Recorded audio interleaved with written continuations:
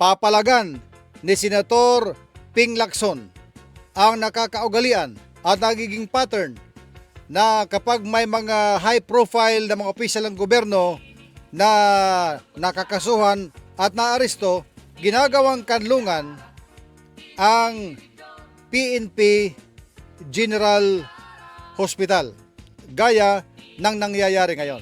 Ayon kay Senator Ping Lacson, siya ay magkakandak ng isang scrutiny o pagsisiyasat, pag-iimbestiga upang malaman kung ano ang mga nasa likod dito na para nagiging pattern na ang mga high profile public officials pagka naaresto sa mga kasalanan sa gobyerno ay laging nagpapakanlong sa PNP General Hospital sa pamamagitan ng pag-inda ng kung ano-anong mga sakit. Ayon kay Lacson, pagka naaresto, ang hantong kaagad ay may sakit at napupunta sa PNP General Hospital.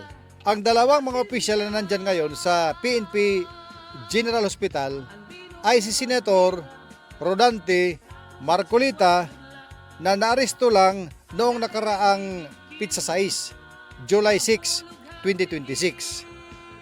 Na kaagad siya ay uminda ng mga sakit. 6 na ang kanyang sakit ngayon na iniinda. Si Senator Rodante Marcolita ay 72 years old na. Oo nga naman. At ang kanyang edad na yan ay talagang meron na yan mga deposito ng sakit sa kanyang katawan. Meron na yan. 72 years old na nga eh. Pag-birthday pa nga siya sa darating na July 29. Oh. Happy birthday para kay Senator Rodante Marcolita. Advance lang ito dahil ngayon ko lang ito na kuhanan. Ngayon ko lang ito na-discuss. Nalaman ko dito sa aking research na magbe-birthday ka pala nitong darating na July 29. Ibig sabihin nun, by July 29, magiging 73 na si Senator Rodante Marcolita. Kaya, Senator, advance happy birthday na ha. Okay, so nandyan sa ngayon sa PNP General Hospital. Habang si former DPWH Secretary Manuel Bunuan na naaresto naman noong June 2, siya itong matagal-tagal na, June 2, 2026. Sa kasong plunder na aresto ito. So, nag-isang buwan na siya noong July 2. So, matagal na dyan si DPWH Secretary Manuel Bunuan. Habang si Marcolita ay nasa 5 hanggang 6 na araw pa lamang. As of ngayon. So, kung sa tagal, si Bunuan ang matagal na. Si Marcolita na umiinda ng 6 na at least na sakit.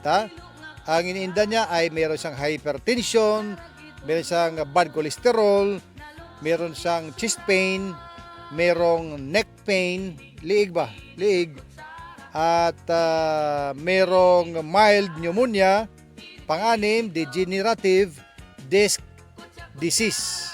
Napipicture ko na dahil sa neck pain at sa cervical spine, na-imagine ko rito na baka mayroong makikita ko na naka-neck brace at saka naka-wheelchair sa darating na mga panahon. Si Secretary Bunuan naman ay walang naiulat na mga tingin ko sa mga balita ay walang naideklara publicly na mga iniindan niyang sakit. Although may sakit na rin ito. Kasi si Secretary Bunuan mas matanda kaysa kay Marcolita. 81 years old na itong si Secretary Manuel Bunuan. At ito nga, silang dalawa ay nandyan sa PNP General Hospital.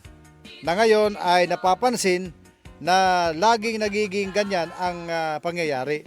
Eh di kung ganoon talaga, baka naman may rekomendasyon din mula sa gobyerno mismo na diyan na muna sila ilagay. Una-una, sila ay di ko lang alam as of this stage kung sila ay under police custody pa. Inung una kasi, nung hinuli sila, under police custody sila. Pero sa ngayon, parang ganun pa rin. Under police custody sila kasi hindi pa man sila na ipapasok sa Quezon City Jail or kung saan man yan na BGMP jail. Kung sila ay maipasok na sa BGMP jail, ay ang BGMP na ang magkustodiya sa kanila. Pero habang hindi pa naipapasok, PNP siyempre magbabantay niyan.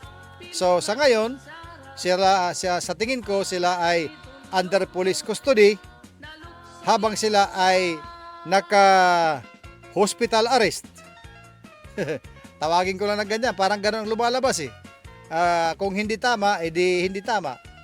Habang sila ay nasa hospital, habang sila ay nagpapahinga, ganun na lang siguro, habang sila ay nagpapahinga sa hospital, ay siyempre ang nagbabantay dyan ay ating mga pulis. Kung kailan ito gagawin ang investigasyon ni Senator Ping Lacson, ay wala pa siyang dinideklara. Ang kanyang dineklara lamang ay magkakandak siya, magsasagawa siya ng scrutiny, pagtatanong, pagsisiyasat, investigasyon tungkol sa naging pattern na ito.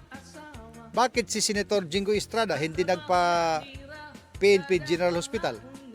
At yung iba pa, sino pa kaya? Kaya sa kanyang lagay ay mayroong mga nagdududa na baka ganito, baka ganyan. Lahat yan ay baka-baka lamang. Pero malalaman natin yung mga baka na yan, na baka ganito, baka ganyan, kung isasagawa ang inquiry or pag-iimbestiga na gaya ng sinasabi ni Senator Ping Lacson. So yan na muna ang ating Istorya Pakaradol at laging tumutok dito sa ating mga balitaan. Dito lang yan sa ating Istorya Pakaradol. Dito lang sa Radyo Abante is JTV. Dini, dini, dong kutsara. Dini,